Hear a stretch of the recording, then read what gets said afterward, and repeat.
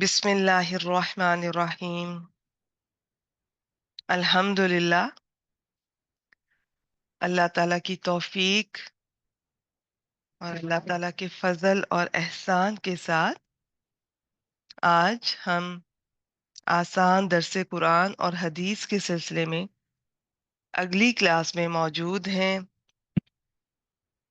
हाजिर हैं। आज इंशाअल्लाह ताला आयत नंबर 36। लास्ट टाइम हमने सूरतुल बकरा आयत नंबर 35 तक देखा।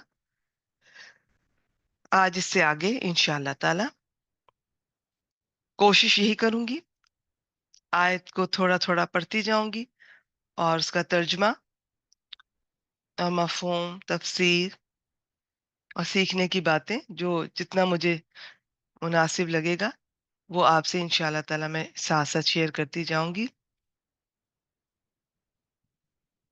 इंडिविजुअल जो अल्फाज हैं इस क्लास में उनको डिस्कस नहीं किया जाता, लेकिन फिर भी अगर कभी कुछ मैं किसी लफ्ज पर रुक के कोई लफ्ज के बारे में आदतन कुछ बता दूं तो आपको अगर इंटरेस्टिंग लगे तो आप सुन लीजिए, अदरवाइज आप अपने तर्जुमा और तफसीर पर तवज्जो अपनी मरकूज रखिएगा। बिस्मिल्लाहिर्रहमानिर्रहीम। فأزلهما الشيطان عنها فأخرجهما مما كانا فيه। फिर उन दोनों को शैतान ने फिसला दिया। उन दोनों को से मुराद आदम अलैहिस्सलाम और हजरत अम्मा हवा अलैहिस्सलाम को शैतान ने फिसला दिया। अनहा, इससे यानी उस जन्नत से। फ़अख़रजहुमा, फिर उसने उन दोनों को निकलवा दिया। मिम्मा काना फी, जिसमें वो दोनों थे। तो यहाँ पर एक वाक़या के बारे में पता चलता है। इसकी तफसीर इंशाअल्लाह ताला आगे चलकर सूरत आराफ में आएगी कि किस तरह से शैतान बार बार आदम अलैहिस्सलाम और अम्मा हवा अलैहिस्सलाम के पास आता और कभी कुछ उनको आइडियाज देता, कभी कुछ वसवसे डालता। तो फाइनली वो फिर कामयाब हो गया। अब उसकी तफसील तो इंशाअल्लाह ताला वहीं पर देखेंगे, किस तरह इसने कस्में खाई और उन दोनों को यकीन दिलाया कि ये जिस दरख्त का फल खाने से अल्लाह ताला ने तुम दोनों को मना किया है, ये इसलिए है कि वरना तो तुम फरिश्ते बन जाओगे या हमेशा की जिंदगी पाने वाले हो जाओगे, इसलिए मना किया है। और फिर किस तरह उन्हें, क्योंकि वो दुनिया के पहले इंसान थे, मासूम तरीन इंसान। तो अच्छा, यहाँ पर ये शैतान का थोड़ा सा बता दूं। ये लफ्ज कुरान मजीद में बहुत आपके सामने आएगा।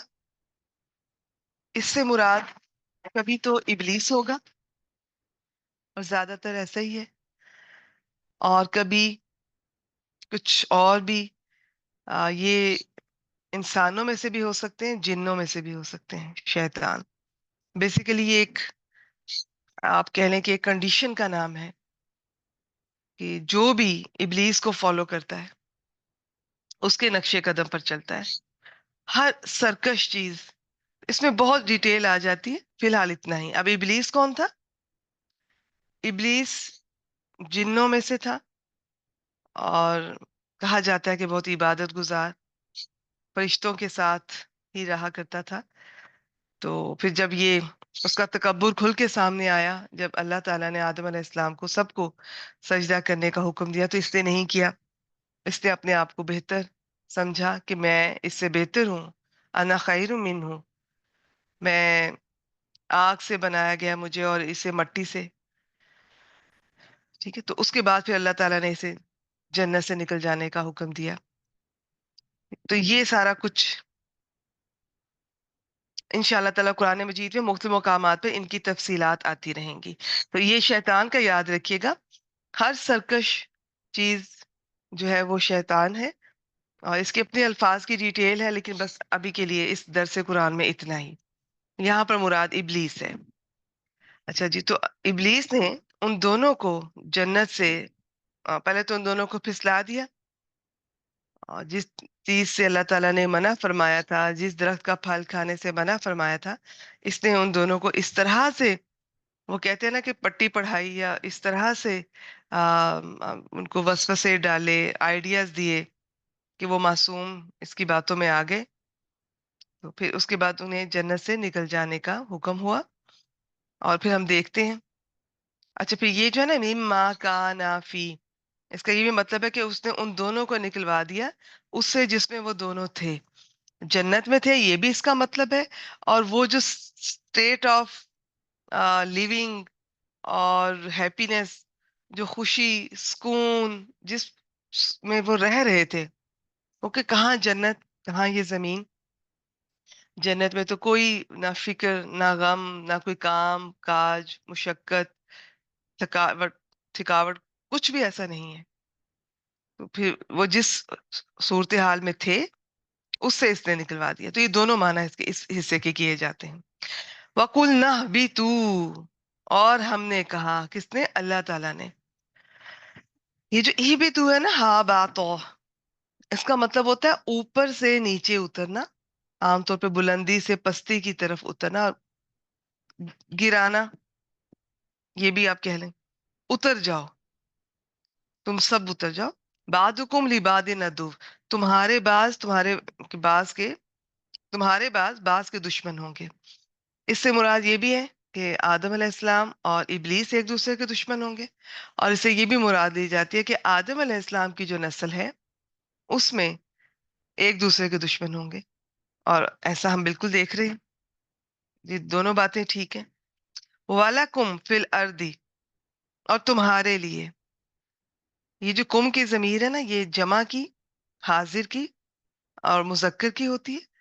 تو عام طور پہ الگ سے مذکر کے لیے بھی یہ چیزیں آ سکتی ہیں. کچھ الفاظ ہیں جو صرف مذکر کے لیے ہیں، لیکن کبھی کبھار مذکر مونس دونوں کی بات ہو تو وہ مذکر کا ہی صیغہ استعمال کیا جاتا ہے، اور اس میں مونس بھی آ جاتی ہے. تو تم سب کے لیے، یہ جو سب کو جنت سے اتر جانے کا حکم ہوا. فی الارضی، زمین میں کیا ہے؟ مستقر ہے، جائے قرار ہے، اب زمین میں رہنا ہے. اب اگر واپس آنا ہے تو اللہ تعالیٰ کی بھیجی ہوئی ہدایت پر عمل کر کے پھر واپس کوئی جنت میں جا سکتا ہے. وَمَتَاعٌ، اور وہ ہدایت اب کیا ہے؟ ہر زمانے میں ہر نبی کو بھیجا گیا، اور ساتھ کچھ کو تو فرسٹ ٹائم کوئی، آپ کہہ لیں کہ بکلیٹ یا کوئی ہدایت نامہ دیا گیا، تو کچھ ان کی اس طرح شریعت دی گئی. کچھ کو نہیں دیا گیا، انہوں نے پچھلے رسولوں کی ان سب چیزوں کو ہی اپنی قوم پر امپلیمنٹ کروانا تھا. تو یہ اس طرح سے تھا. لیکن ایسا کبھی نہیں ہوا کہ اس دنیا میں، جب سے یہ دنیا بنی ہے، اللہ تعالیٰ نے انسان کی ہدایت کے لیے کسی کو نہ بھیجا ہو. سب تک پیغام پہنچتا ہے کسی نہ کسی طریقے سے، اور خود انسان کے اندر اللہ تعالیٰ نے فیڈ کر دیا ہے. کوئی نہ بھی آئے، نہ بھی بتائے، انسان تھوڑا سا غور کرے. اب ابراہیم علیہ السلام کی مثال لیجئے، کس طرح وہ غور و فکر کیا کرتے تھے. کبھی وہ سورج کو دیکھتے تھے کہ یہ میرا رب ہے، پھر کہتے تھے وہ تو غائب ہو گیا، یہ کیسے ہو سکتا ہے. ان کے اندر کی آواز تھی کہ رب تو 24 آور اویلیبل ہونا چاہیے، 24 آور، ہر وقت رب کو ایسا ہونا چاہیے. ان کے جو ذہن میں وہ شخصیت تھی، جو ہستی تھی، جو اویلیبل ہو، جو ہر وقت سن رہی ہو، دیکھ رہی ہو. تو یہ نہیں ہے. پھر چاند کو دیکھا، پھر ستاروں کو دیکھا، سب کو کچھ نہ کچھ کہا کہ نہیں یہ تو ایسا ہے، اور یہ تو غائب ہو جانے والا ہے، اور میں ایسے غائب ہو جانے والوں کو پسند نہیں کرتا، نہیں یہ میرا رب نہیں ہو سکتا. تو یہ چیز ہر انسان کے اندر ہے. یہ اور بات ہے کہ بعض لوگ اس سے انکار کرتے ہیں. آپ قرآن مجید کے بھی متعدد مقامات پر آپ دیکھیں گے، ابراہیم علیہ السلام کا ہی واقعہ سے ہمیں ایک پتہ چلتا ہے. جب یہ سب لوگ، کوئی ان کا فنکشن تھا، یہ اٹینڈ کرنے گئے ہیں، تو پیچھے ابراہیم علیہ السلام نے وہ اس جگہ پر جا کے جہاں یہ سارے بت رکھے ہوئے تھے، یہ چھوٹے چھوٹے سب بتوں کو توڑ دیا، اور وہ جو جس سے توڑا تھا وہ بڑے بت کے گلے میں لٹکا دیا۔ لوگ واپس آئے، پوچھا کہ کس نے کیا؟ ابراہیم علیہ السلام نے کہا ان سے پوچھ لو اگر یہ بولتے ہیں۔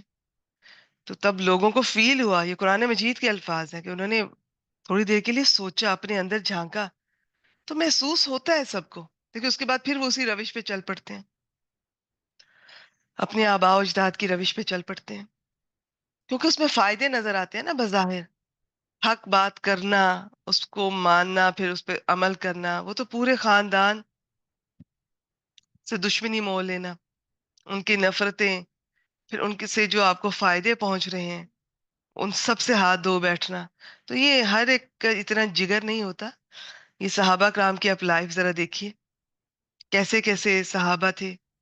یہ حضرت مصعب بن عمیر جو تھے، وہ کتنے آپ کہہ لیں کہ ہمارے ہاں اگر آج کل جو ایک لفظ استعمال ہوتا ہے کہ جی اس کلاس کا ہے، ایلیٹ کلاس کا ہے، تو یہ ایک لباس کو دوبارہ استعمال نہیں کرتے تھے، بس ایک ہی دفعہ پہنتے تھے، اور لباس ان کا عرب سے باہر سے آیا کرتا تھا، اور پرفیوم، خوشبو بہترین، وہ بھی امپورٹڈ۔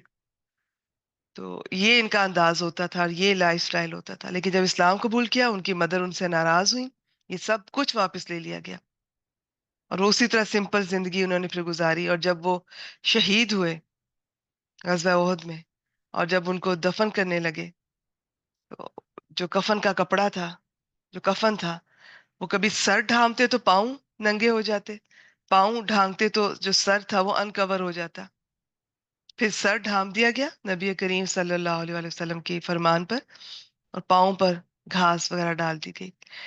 تو یہ ہوتا ہے پھر جب کسی سے آپ نے حق کی بات کہنی ہو، ماننی ہو، عمل کرنا ہو، تو اس طرح بھی اختلافات۔ اور یہ میں نے ایک صحابی کا واقعہ بتایا، اس طرح ہر صحابی کا یہی ہے، کسی کو اٹھا کے دیکھ لیں۔ تو یہ اب بہت سارے لوگ تھے ان کو بالکل محسوس ہوتا تھا، لیکن وہ اپنی اسی چیز پر اڑے رہتے تھے، دنیاوی فائدے اور یہ سب کچھ۔ اچھا جی، ہم کدھر تھے؟ اب اللہ تعالیٰ نے فرما دیا، کہہ دیا جی کہ تمہارے لیے زمین میں جائے قرار ہے، اور یہ ابھی آگے آئے گا جو میں نے ذکر کیا نا، کہ جب بھی میری طرف سے کوئی ہدایت آئے گی تو تم نے اس کو جو اس پر عمل کرنا ہے۔ تو ابھی میں فی الحال اسی آیت پہ رہتی ہوں، اور تمہارے لیے زمین میں جائے قرار ہے، ٹھکانا ہے، وَمَتَاعٌ إِلَىٰ حِينٍ، اور ایک وقت تک فائدہ اٹھانا ہے۔ اس وقت تک سے مراد موت سمجھ لیں، کہ موت تک، کیونکہ اس کے بعد تو انسان فائدہ نہیں اٹھا سکتا۔ پھر وہ جتنا چاہے تڑپے، اور یہ احادیث مبارکہ سے پتہ چلتا ہے، ایون قرآن مجید سے بھی پتہ چلتا ہے کس طرح وہ لوگ آ، جسے پنجابی میں کہتے ہیں نا ترلے لیں گے، اور بالکل کہ ایک دفعہ ہمیں واپس جانے دیں، ہمیں ایک موقع دیا جائے، ہم اب جائیں گے تو ہم یہ کریں گے وہ کریں گے، لیکن موقع ایک ہی ہے، ایک ہی زندگی ہے۔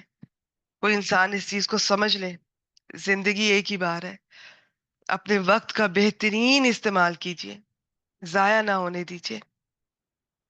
جس شخص کو اس چیز کا اندازہ ہو جائے، کہتے ہم سبھی یہی ہیں کہ ایک ہی بار ہے یہ زندگی، بس دوبارہ نہیں موقع ملنا، سب کہتے ہیں، لیکن عمل کیسے کرتے ہیں، کیسے انویسٹ کرتے ہیں اپنے ٹائم کو، یہ چیز میٹر کرتی ہے۔ تو یہ تھی جی آیت نمبر 36۔ آج میں نے سوچا کہ ذرا شارٹ کرتے ہیں، اور اس طرح سے آپ کو زیادہ آیات کا میں انشاءاللہ تعالیٰ، اس میں بہت زیادہ تفصیلات، ویسے تو میں ایک ایک لفظ پہ رک کے بہت ڈیٹیل آپ سے شیئر کر سکتی ہوں، لیکن بس مین میں نے آپ سے شیئر کر دیا۔ آیت نمبر 36 میں ہم نے دیکھا شیطان نے کس طرح آدم علیہ السلام اور ان کی بیوی کو تھوڑا پھسلا دیا، اور پھر ان کو جس جگہ پر وہ تھے، جنت میں تھے، جس سٹیٹس میں تھے، اس سے نکلوا دیا۔ تو پھر اللہ تعالیٰ نے ان سے کہا کہ تم سب اتر جاؤ، اور تمہارے باز باز کے دشمن ہوں گے، اور تمہارے لیے اب زمین میں جائے قرار ہے، ٹھکانا ہے، اور کچھ دیر تک، ایک خاص وقت تک فائدہ اٹھانا ہے۔ اب ہم آیت نمبر 37 دیکھتے ہیں، سورۃ البقرہ آیت نمبر 37۔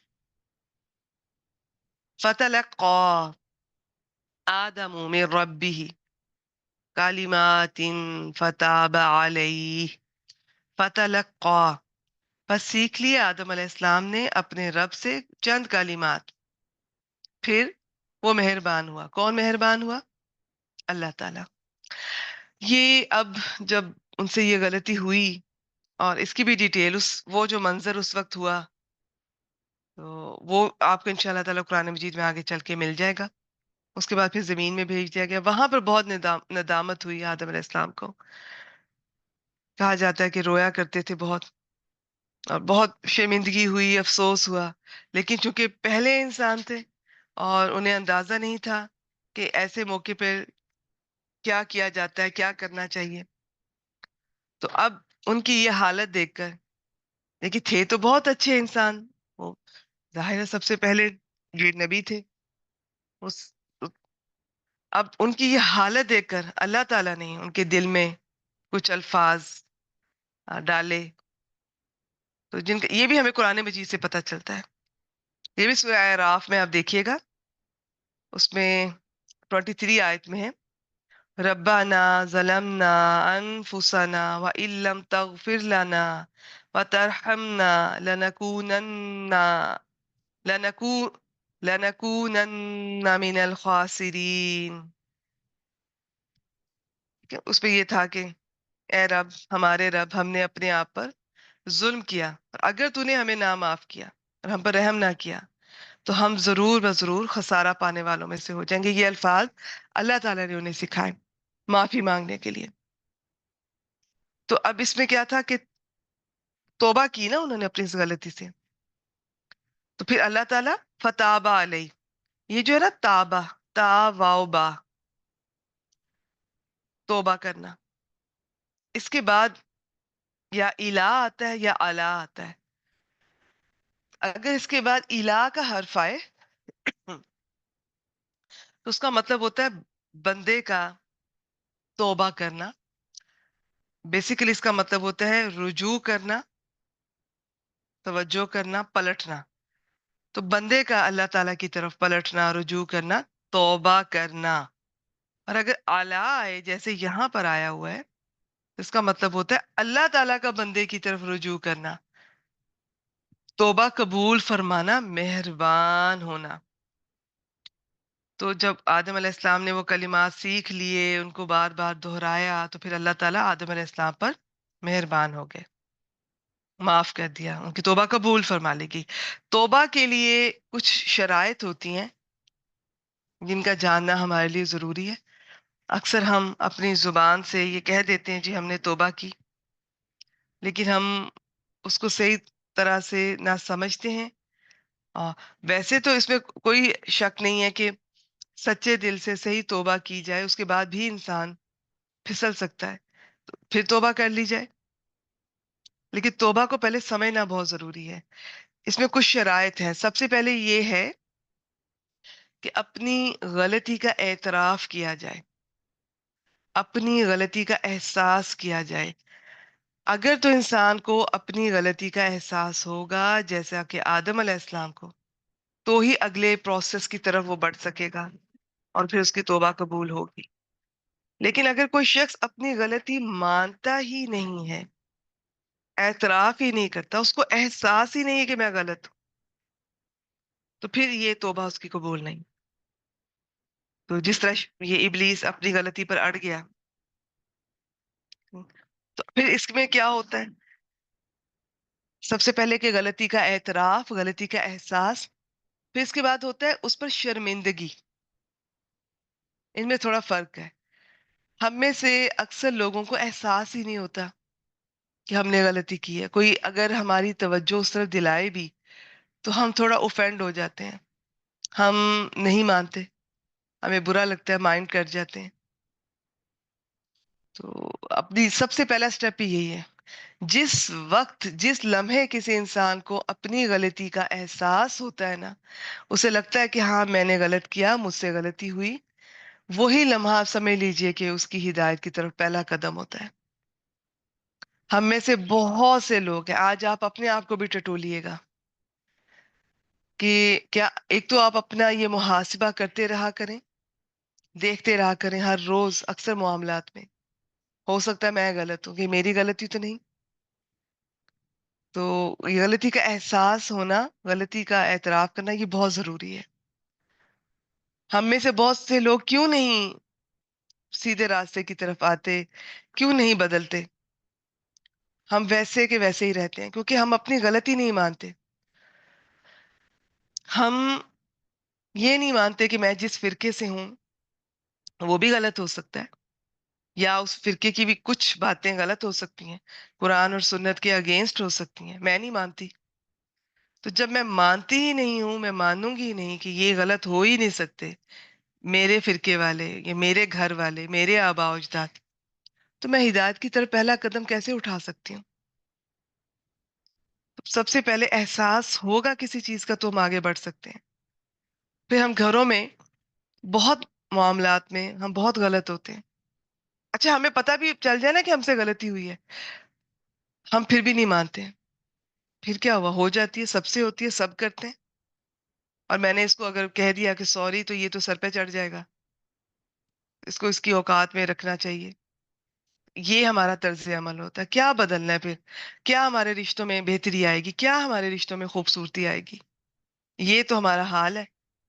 ہم اپنوں کو یہ سمجھتے ہیں کہ سر پہ چڑھ جائے گا. میرے خیال میں تو اگر والدین سے بھی کبھی غلطی ہو، زیادتی ہو، تو آپ اپنے بچوں کو یہ نہ سمجھے کہ وہ ہم سے چھوٹے ہیں، یا اللہ نے ہمیں اتنے حق دیا ہے اولاد پر کہ ہم فرعون ہی بن جائیں. بالکل اسلام اس چیز کی اجازت نہیں دیتا ہے. ہمارے ہاں یہی ہوتا ہے، جس کو اختیار ملتا ہے وہ واقعی فرعون بن جاتا ہے. ہر شخص کے اندر ایک فرعون چھپا ہوتا ہے جو بوقت ضرورت اس کو اختیار ملنے پہ سامنے آ جاتا ہے. تو اپنی غلطی کا اعتراف کرنا آدم علیہ السلام کے، وہ آپ کہہ لیں کہ ان کی نشانی، اور آگے یہ اولاد آدم کی نشانی ہے، علامت ہے. اپنی غلطیاں تو ہوں گی، یہ کیسے ہو سکتا ہے غلطی نہ ہو؟ غلطیاں تو ہوں گی، ہمیشہ ہوں گی، مرتے دم تک ہوتی رہتی ہیں. چاہے جتنی بھی احتیاط کریں، جتنی بھی کوشش کریں، تو غلطیوں کو مانا کیجیے، اعتراف کیا کیجیے، دوسروں سے آگے بڑھ کر معذرت کر لیا کیجیے، رشتوں کو بچا لیا کریں.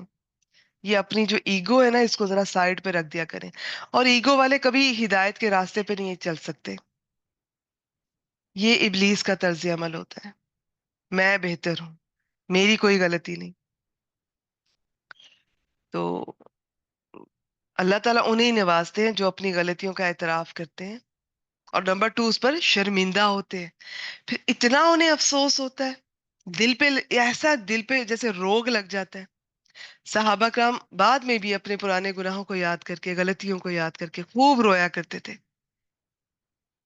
ایسا احساس ہوتا ہے، ایسی شرمندگی ہوتی ہے.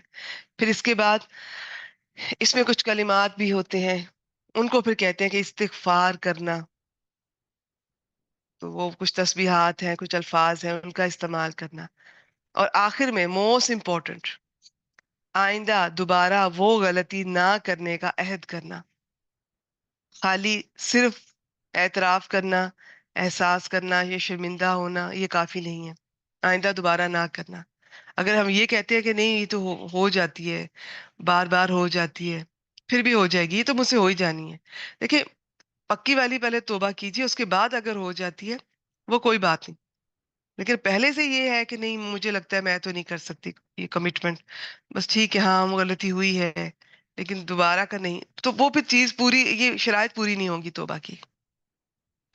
اور توبہ کرتے رہنا چاہیے. ہم سب سے غلطیاں ہوتی ہیں، اور جو سچے دل سے توبہ کرتے ہیں اللہ تعالیٰ کو اتنی خوشی ہوتی ہے.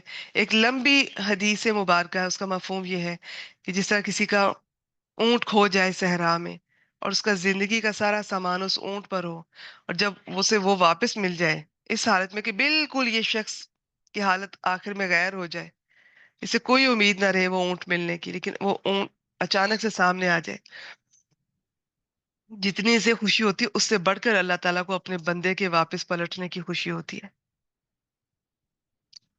تو یہ توبہ کرتے رہا کیجیے. انہ هو التواب الرحیم، کیونکہ بے شک وہ ہی، صرف اور صرف اللہ تعالیٰ بہت التواب ہے، الرحیم ہے، بہت توبہ قبول کرنے والے ہیں، بار بار توبہ قبول کرنے والے ہیں، بہت رحم کرنے والے ہیں. آیت نمبر 37 مکمل ہوئی. اب آیت نمبر 38 کو دیکھتے ہیں، سورۃ البقرہ آیت نمبر 38. قُلْنَا اهْبِطُوا مِنْهَا جَمِيعًا، پھر وہی कुछ हिस्सा पिछली आयत का। हमने कहा कि उतर जाओ, ऊपर से नीचे उतर जाओ, मिन्हा, इसमें से, जन्नत में से उतर जाओ, सब के सब, सब के सब उतर जाओ। फइम्मा, फिर अगर यअतियन्नाकुम, तुम्हारे पास आए, मिन्नी, मेरी तरफ से, हुदन, कोई हिदायत। जाहिर है अल्लाह ताला की हिदायत नबियों की सूरत में, नबियों के जरिए पहुंचती है। फमन ताबिया हुदाया, तो जिसने मेरी हिदायत की पैरवी की। अब ये हुदाया, मेरी हिदायत, इस पे गौर कीजिए। हिदायत वो है जो अल्लाह ताला की बताई हुई है, अल्लाह ताला की तरफ से भेजी हुई है, जिसे अल्लाह ताला हिदायत कहते हैं। आज जो कुरान और सुन्नत है, कोई शख्स या कोई ग्रुप ऑफ पीपल खुद से हिदायतनामा तैयार नहीं कर सकते। हिदायत वो जिसे अल्लाह ताला हिदायत के। तो बस जिसने मेरी हिदायत की पैरवी की, जो मेरी हिदायत की पैरवी करेगा, फला खौफुन अलैहिम वला हुम यहज़नून, तो क्या। अच्छा, ये जो हिस्सा है ना, इसके बारे में, ये ना उन पर कोई खौफ होगा ना वो गमगीन होगा, इसका मुख्तलिफ तरह से एक्सप्लेन किया जाता है कि ये मौत के वक्त की हालत होगी, या रोजे क़यामत ये हालत होगी, या जन्नत में ये हालत होगी। खौफ होता है किसी मुस्तकबिल की चीज का।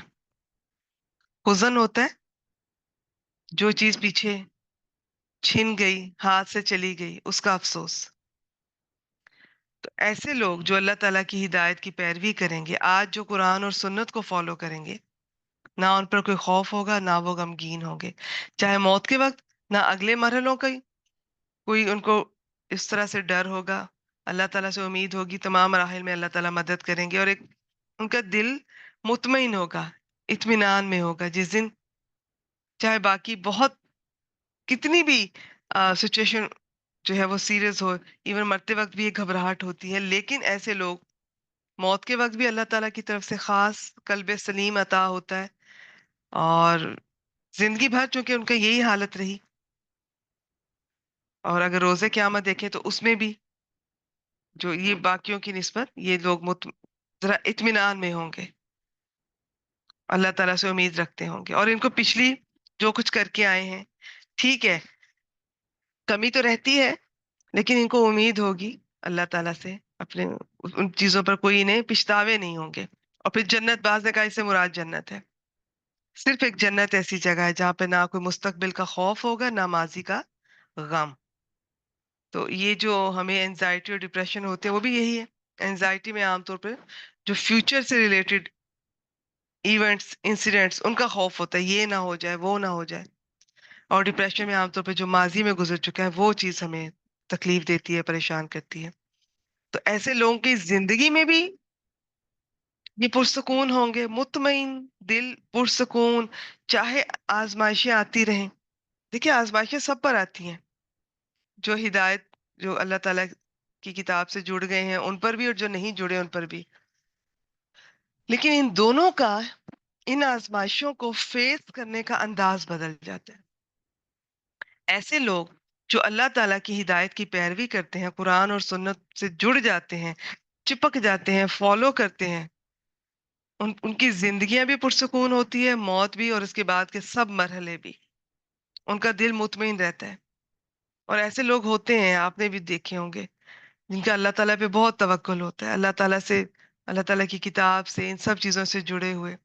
बड़ी से बड़ी मुश्किल भी आ जाए तो, चाहे अंदर से उदास भी हैं, परेशान भी, इंसान है, सब कुछ होता है, हर्ट भी होते हैं, फिक्रें भी होती हैं, लेकिन वो ओवरऑल जो कंडीशन होती है ना, दिल की भी और जाहिरी तौर पर भी, वो सुकून होता है, अल्लाह ताला पे तवक्कुल होता है कि ये तो आते रहते हैं, इमोशंस इंसान के साथ हैं, अप्स एंड डाउन इंसान की जिंदगी के साथ हैं, ये आजमाइशें, ये बीमारियां, ये मुश्किलात, देखिए वो बहुत पुरसकून और मुतमईन रहते हैं। तो जिंदगी में भी, मौत के वक्त भी, और उसके बाद के मरहलों में भी, तो सब कुछ, हर जगह। ये थी जी आयत नंबर 38। अब आयत नंबर 39 सूरतुल बकरा, वो देखते हैं। वल्लज़ीना कफरू व कज़्ज़बू बिआयातिना। अब अल्लाह ताला फरमा रहे हैं, वो लोग जिन्होंने कुफर किया और हमारी आयत को झुटलाया, उलाइका अस्हाबुन नार, यही लोग हैं جو آگ کے ساتھی ہیں، آگ والے ہیں، یہ جہنم میں دوزخ والے ہیں، جنہوں نے کفر کیا اور آیات کو جھٹلایا۔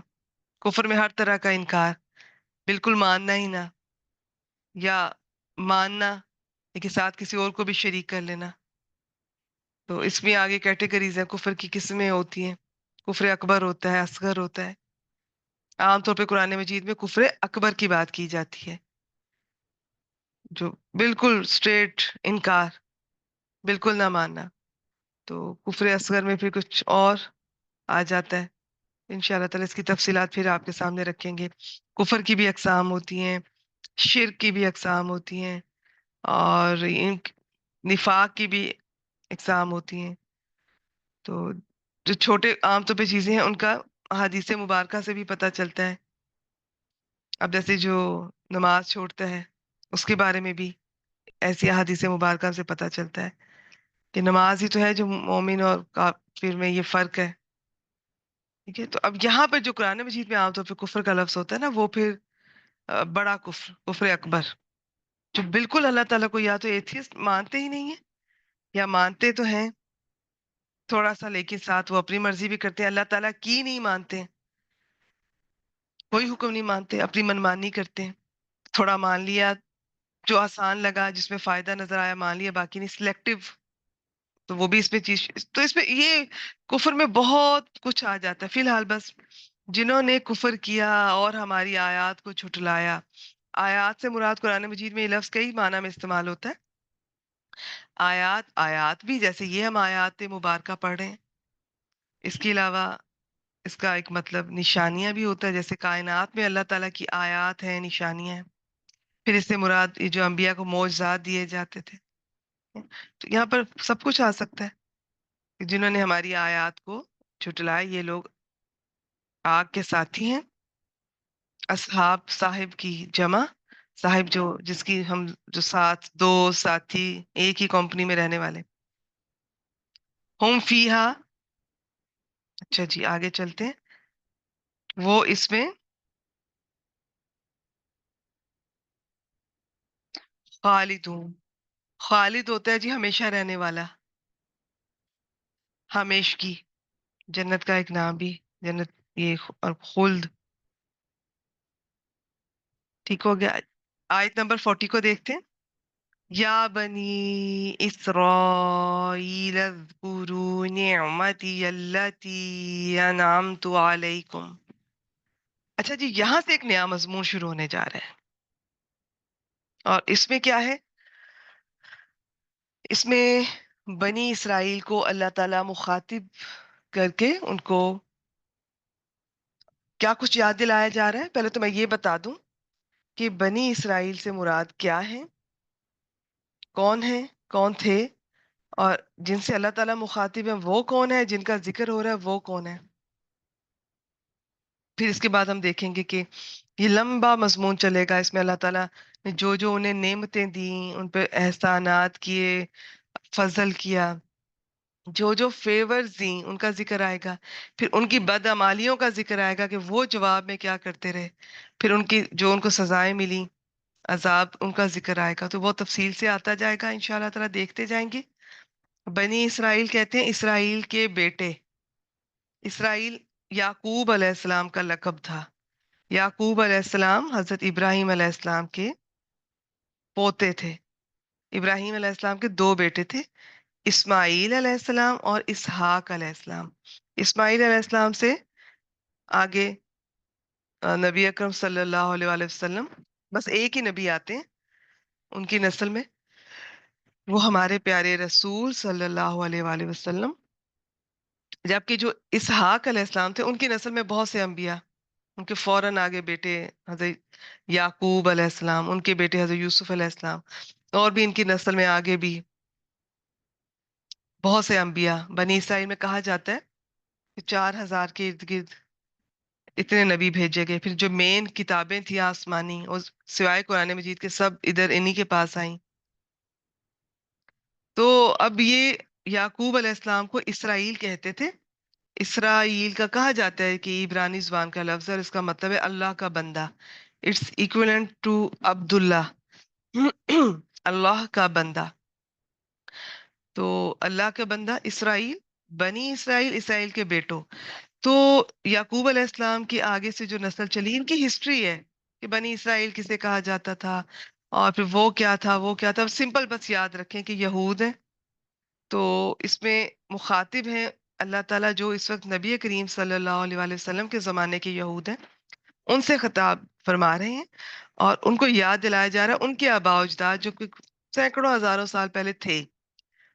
और चूंकि लंबी हिस्ट्री है, तो यहाँ पर कौन सी वाले बनी इसराइल का जिक्र आ रहा है, जो हजरत मूसा अलैहिस्सलाम के दौर में थे। ये उनका जिक्र अब किया जा रहा है कि उनको क्या कुछ दिया गया, लेकिन याद इनको कराया जा रहा है, इनको बताया जा रहा है। इस तरह से मुखातिब है कि ए बनी इसराइल, याद करो तुम्हें मैंने ये दिया वो दिया, यानी कि तुम्हारे आबा अजदाद को ये दिया वो दिया। और जो कुछ मैंने किया, फजल किया, अल्लाह ताला ने जो एहसानात किए, उसके बदले में जो उनकी बदअमालियां थी, आज तुम्हारा भी वही हाल है। तो इनको एक तरह से इनका ये बहुत अच्छा तरीका है, अंदाज है अल्लाह ताला का, बहुत प्यारा। उनको अभी कभी नरमी से बात की जाती है, याद दिलाया जा रहा है कि याद करो मैंने तुम्हारे लिए ये किया वो किया। और फिर कभी थोड़ी सख्ती से बात होगी, आप ये अंदाज देखते जाइएगा। तो क्योंकि ये लोग, इनका जुर्म क्या था, इनकी किताबों में ये जिक्र था नबी करीम सल्लल्लाहु अलैहि वसल्लम का, लेकिन इन्होंने चेंजेस कर दी। लोगों को बताते नहीं थे, खुद भी ईमान नहीं ला रहे थे। फिर और बहुत सारी खुराफात इनके अंदर शामिल हो गई थी, जादू करते थे, कत्ल करते थे, बहुत कुछ इनके बारे में। तो अब ये डिटेल वक्तन फवक्तन आती जाएगी, हम इंशाल्लाह देखते जाएंगे। तो लेकिन ये इनकी याद रखिएगा, ये मेन मेन मैंने बताई हैं कि ये नबी अकरम सल्लल्लाहु अलैहि वसल्लम का इनकार करते थे, अल्लाह ताला की किताब में चेंजेस की हैं, फिर जादू, कत्ल। इसके अलावा जिब्राईल अलैहिस्सलाम से भी इनको मसला था। खैर, ये सारी तफसीलात आती जाएंगी, हम इंशाल्लाह ताला देखते जाएंगे। तो अब अल्लाह ताला इन्हें याद दिला रहे हैं। और खिताब किनसे है? मदीना के तीन कबाइल ज्यादा फेमस थे यहूद के, बनु नजीर, बनु कैनका, बनु कुरैजा। इनके साथ इनका क्या क्या हशर हुआ, किस तरह किसी को कत्ल किया गया, किसी को जला वतन किया गया, ये सारी तफसीलात कुरान मजीद में इस तरह से मिलती जाएंगी, हम देखते जाएंगे इंशाल्लाह ताला। तो अब उनसे कहा जा रहा है कि याद करो मेरी नेमत जो मैंने तुम पर इनाम की थी, इनके तुम्हारे आबा अजदाद पर। और ये अल्लाह ताला एक एक वो बात का जिक्र फरमाएंगे जो इनका बच्चा बच्चा जानता था। मशहूर वाकयात सब इनको पता था कि हाँ ये हमारे बाप दादा के साथ ऐसा हुआ था। फिर अल्लाह ताला फरमा रहे हैं, अच्छा यहाँ पे नेमत, मेरी नेमत, कहने को मेरी नेमत एक नहीं थी, बहुत सी नेमतें थी। और फिर यहाँ पे कहा गया कि जो मैंने तुम पे इनाम की थी, जो भी नेमत थी, जितनी भी नेमतें थी, अल्लाह ताला ने दो बार कहा है। एक बार कहा मेरी नेमत, फिर कहा जो मैंने इनाम की। क्योंकि ये चीजों को फॉर ग्रांटेड लेते थे और अपनी अपनी मेहनत का सिला समझते थे। ये कहते थे कि अगर हम लाडले थे, हम अंबिया की औलाद हैं, अल्लाह ताला के महबूब हैं, और अंबिया के बेटे हैं और अल्लाह ताला के महबूब है, ये अल्फाज कुरान मजीद के हैं, तो हम डिजर्व करते हैं। ये जो चीज होती है ना, ये इंसान को आप कह लें कि उसका तबाही और बर्बादी की तरफ एक पहला कदम, जो खुद पसंदी, अपने आप को समझना कि मैं डिजर्व करता हूँ। कभी भी ये ना समझिएगा आपको जो नेमतें मिली हैं, अगर आप इंटेलिजेंट हैं या कोई कोई भी, अगर कोई हुस्न से नवाजा है अल्लाह ने, कोई जहानत से, कोई दौलत से, कोई औलाद, ये कोई नेमत, जी मैं डिजर्व करता था, मैं थी ही इतनी इंटेलिजेंट, मैं इस काबिल थी, ये मुझे ही मिलना था, मुझे नहीं तो और किसको मिलना था। कोई भी नेमत में इंसान का, ये तो कारून का भी यही था, कारून ने भी यही कहा था कि ये सब उसकी अपनी, उसको लगता था कि ये जो उसकी जहानत है, ये उसका नतीजा है कि उसको इतनी ये दौलत उसके पास बढ़ती जा रही थी, मिलती जा रही थी। ऐसा कुछ भी नहीं है। तो यहाँ अल्लाह ताला ने एक तो उनकी थोड़ा सा, उनकी जो दिमाग में जो खलल था वो दुरुस्त फरमा रहे हैं कि मेरी नेमत है वो जो मैंने तुम पे की है। फिर इनके ऐसे अकायद में खराबी आ चुकी थी, इनको लगता था कि हम, जन्नत तो है ही हमारे लिए, अगर हमें सजा मिलेगी भी तो चंद दिन हम आग हमें छुएगी, बस उसके बाद फिर हम जन्नत में। अब अल्लाह ताला फरमाते हैं औफू बि अहदी ऊफी बि अहदिकुम, और तुम मेरा अहद पूरा करो, मैं तुम्हारा अहद पूरा करूंगा। इससे क्या मुराद है? मेरा अहद यानी कि अल्लाह ताला का अहद एक तो कहा जाता है ये जो शरीयत अल्लाह ताला ने दी, इसे फॉलो करो। दूसरा, इससे खास मुराद नबी अकरम सल्लल्लाहु अलैहि वसल्लम से मुतल्लिक है कि जब तुम्हारे बाद वो आखिरी रसूल आएंगे, तुम ना सिर्फ ईमान लाओगे बल्कि मदद भी करोगे। तो अब मेरा वादा, मुझसे किया वादा पूरा करो, तो फिर मैं तुम्हारा वादा पूरा करूंगा, जो तुम्हें दोबारा से इज्जत मिलेगी और इमामत। जाहिर है अब नबी अकरम सल्लल्लाहु अलैहि वसल्लम की उम्मत को वो फजल मिलने जा रहा था जो कभी बनी इसराइल के पास था, जब कभी इनसे अल्लाह ताला ने दीन का काम लेना था, और जो इन्हें फजीलत दी थी उस वक्त के लोगों पे, अब वो उम्मत मुहम्मदिया को मिल रही थी। तो अब ये जो अल्लाह ताला फरमा रहे हैं कि मैं तुम्हारे अहद को पूरा करूंगा, तुम्हें इज्जत दूंगा और सब कुछ मिलेगा। व इया या फरहबून, और सिर्फ मुझसे। ये जो इया या, ये पहले आ जाता है ना ये फेल से, तो इसमें थोड़ा सा ऐसा एक जोर है। इसका तर्जुमा फिर सिर्फ के साथ करते हैं या ही के साथ, इन्होंने दोनों तरह से कर दिया है। और सिर्फ मुझसे या मुझ ही से बस तुम सब डरो। तो यहाँ पर कि अगर तुम्हें ये डर है कि हम इस्लाम कबूल कर लेंगे, तो जो हमारी ये जो हम चौधराहट है हमारी, या हमारा एक हम डोमिनेंस है और लोगों पे इतना दुनियावी फायदे हो रहे हैं, ये सब चले जाएंगे।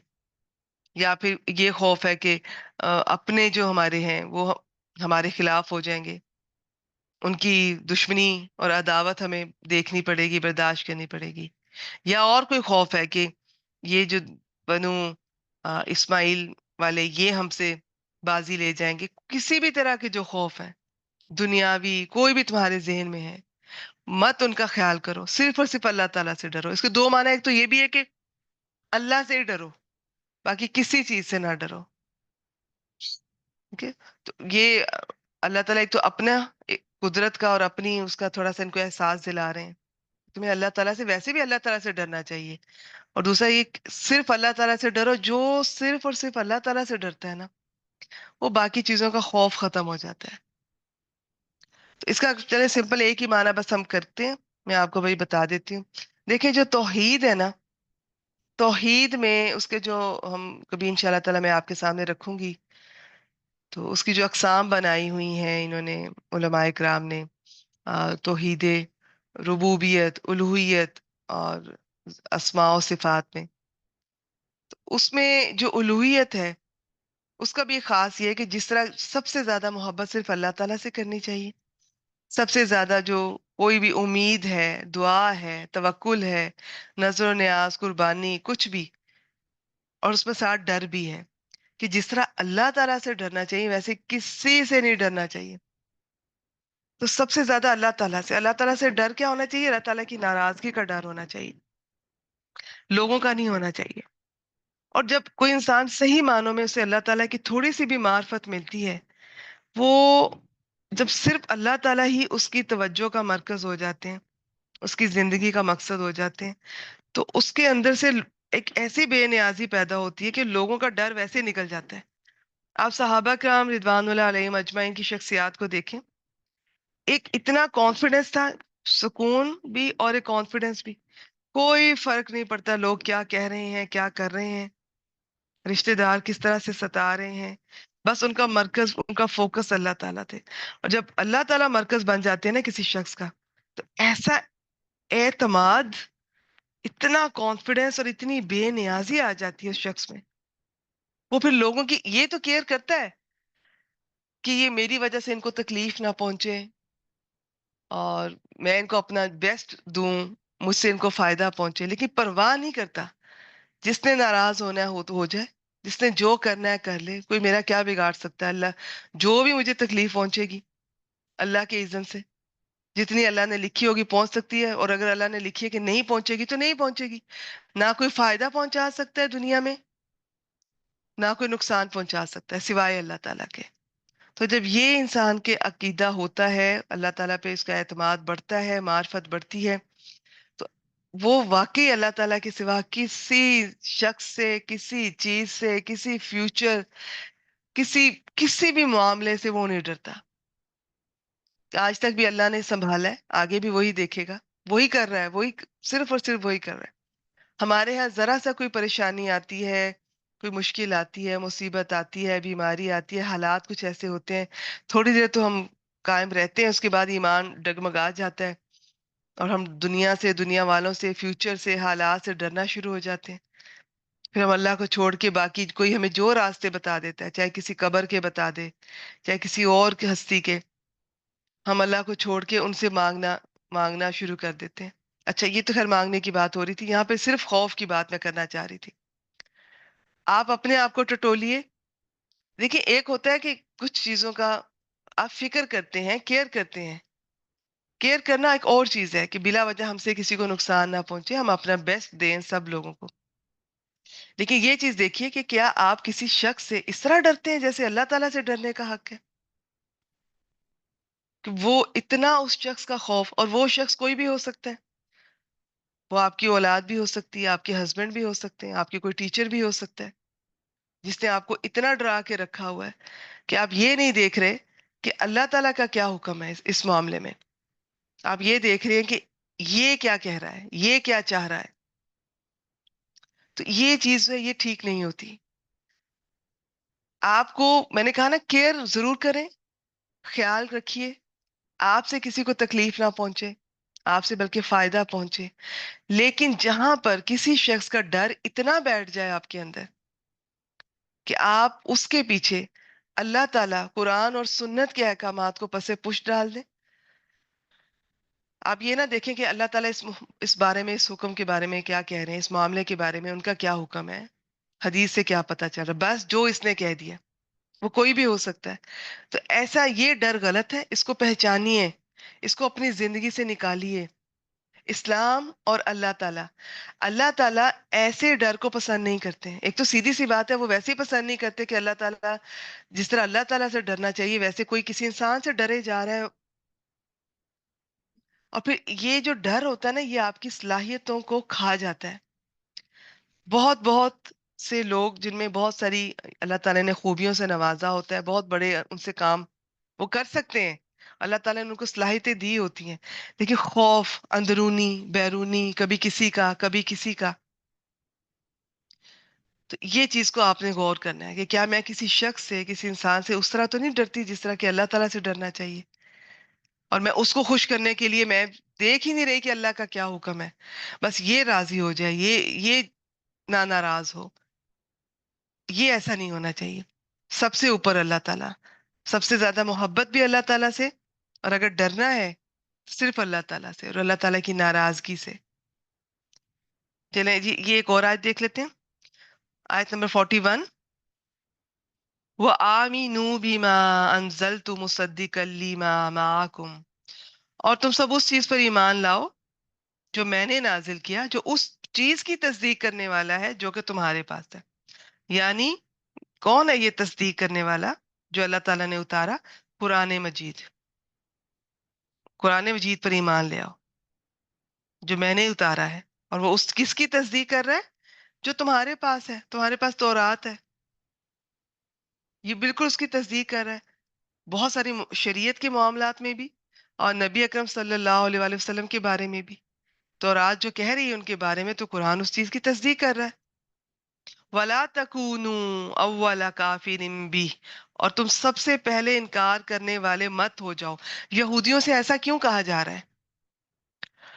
اس کی بہت ساری تفاسیر ہیں، ایک دو آپ کے سامنے رکھ دیتی ہوں. ایک تو یہ، ان کے پاس تورات تھی، علم تھا، تو سب سے پہلے ان کو لانا چاہیے تھا نا اسلام. ان سب سے پہلے ایمان ان کو لانا چاہیے تھا، لیکن یہ نہیں لے کر آئے. تو اگر علم کے لحاظ سے دیکھیں تو علم تو ان کے پاس تھا، علم ہونے کے باوجود اگر یہ ایمان نہیں لائے تو سب سے پہلے تو انکار انہوں نے کیا. چاہے مشرکین مکہ نے سب سے پہلے ظاہری طور پر انکار کیا، لیکن وہ تو جاہل میں شمار ہوتے ہیں، ان کے پاس یہ علم نہیں تھا جو ان کے پاس تھا. پھر اس کا یہ بھی مطلب کیا گیا کہ اگر تم انکار کر رہے ہو تو یہ اہل عرب جو تھے نا، یہ یہودیوں کی اس معاملے میں بہت ان کو احترام کی، رش کی نظر سے دیکھتے تھے. ان کو اللہ نے علم سے نوازا تھا، بہت علم دیا تھا. وہ اپنے بہت سارے معاملات ان کے حل کے لیے انہی کے پاس جاتے تھے. اب ظاہر ہے وہ جب رسول اللہ صلی اللہ علیہ وسلم کا ایشو تھا اس وقت کہ جی ایک نبی ہے، انہوں نے یہ کلیم کیا ہے یا اس طرح سے ہے، وہ ان کے پاس آتے تھے. وہ ان سے پوچھتے تھے کہ یہ اس میں کیا حقیقت ہے، کیا صحیح ہے کیا غلط. ان کو بتانا چاہیے تھا، لیکن انہوں نے یہ نہ صرف چھپاتے تھے یا صحیح گائیڈ نہیں کرتے تھے. تو اب ان کے کہنے پر جب انہوں نے بھی نہیں اسلام قبول کیا، باقی لوگوں نے یا کنفیوز ہو رہے تھے یا ابھی اس طرف نہیں آ رہے تھے، یا ان کو لگ رہا تھا کہ اگر یہ سچے ہوتے یہ نبی تو پہلے یہود نہ ان کو ایکسپٹ کر لیتے، یہ تو علم والے ہیں. تو ان کو فالو کرتے ہوئے، ان کو دیکھتے ہوئے جب دوسرے کم پڑھے لکھے لوگ وہ ان کو فالو کر رہے تھے اور اس ایمان نہیں لے کر آ رہے تو سب سے پہلے انکار کرنے والے یہی ہو گئے. ٹھیک ہے، یہ اگر پہلے ایمان لے آتے تو باقی بھی ان کو فالو کرتے ہوئے ایمان لے آتے. تو اس کے معنی ہے وَلَا تَشْتَرُوا بِآيَاتِي ثَمَنًا قَلِيلًا، اور نہ تم لو میری آیات کے بدلے تھوڑی قیمت مت لو. یہ بھی ان کا کام تھا، یہ پیسے لے لیتے تھے. اچھا انہوں نے پھر کیا کیا تھا کہ یہ فرق کیا کرتے تھے. جو ایلیٹ کلاس ہوتی تھی، جو بہت امیر لوگ تھے، ان سے پیسے لے کے ان کی مرضی کے فتوے دیتے تھے، اور وہ سیم گناہ یہ جرم ثابت ہو جاتا تھا، انہیں سزا نہیں ملتی تھی. جو غریب ہوتے تھے ان پر فرد جرم عائد ہو جاتی تھی. پھر اس کے علاوہ یہ اسی طرح پیسے لے کر ان کی پسند کا فتویٰ دے دیا، یا پیسے لے کر اور بہت سارے معاملات کو چھپا جاتے تھے. قرآن مجید میں انشاءاللہ تعالیٰ آگے چل کے ذکر آئے گا کس طرح رجم کے معاملے میں بھی یہ جب ایک امیر یہودی مرد اور عورت پہ اس طرح سے جرم ثابت ہوا تھا تو یہ کس طرح سے چھپا رہے تھے ان آیات کو. تو وہ پھر عبداللہ بن اسلام جو پہلے یہودی تھے بعد میں صحابی ہوئے رضی اللہ تعالیٰ عنہ، انہوں نے نبی کریم صلی اللہ علیہ وسلم کو بتا دیا تھا کہ یہاں پر یہ کچھ آیات تھیں جنہیں یہ چھپا رہے. اور بھی یہ تو ایک واقعہ ہے نا، یہ اس طرح سے کرتے تھے، بہت کچھ چھپا دیا، بہت کچھ چینج کر دیا اور پیسے. تو یہاں پہ اللہ تعالیٰ فرما رہے ہیں کہ تم میری آیات کے بدلے تھوڑی قیمت نہ لو. اس کا مطلب یہ نہیں کہ زیادہ لو، مطلب یہ ہے کہ جتنی بھی لوگ ہیں وہ تو اصل میں جو قیمت ہے اللہ تعالیٰ کے احکامات کی، ہدایات کی، وہ دنیا کی، یہ پیسہ تو اس کا نعم البدل ہو ہی نہیں سکتا. تو اور تھوڑی قیمت یہ اس طرح سے موازنہ کیا گیا ہے کہ یہ اتنی اعلیٰ پائے کی چیز ہے، اللہ تعالیٰ کے احکامات، اللہ تعالیٰ کی آیات. تو ان کا جب تم یہ حرکت کر رہے ہو تو یہ تھوڑا ہی ہے. اور مطلب یہ ہوتا ہے، یہ ایک سمجھانے کا انداز ہوتا ہے عرب میں. کا مطلب ہے کہ یہ ایسا مت کرو. یا فتح یہ پھر آ گیا، اور بس مجھ سے ہی ڈرو. اب یہ جو فرحبون اور فتقون، ان میں تھوڑا سا فرق ہوتا ہے.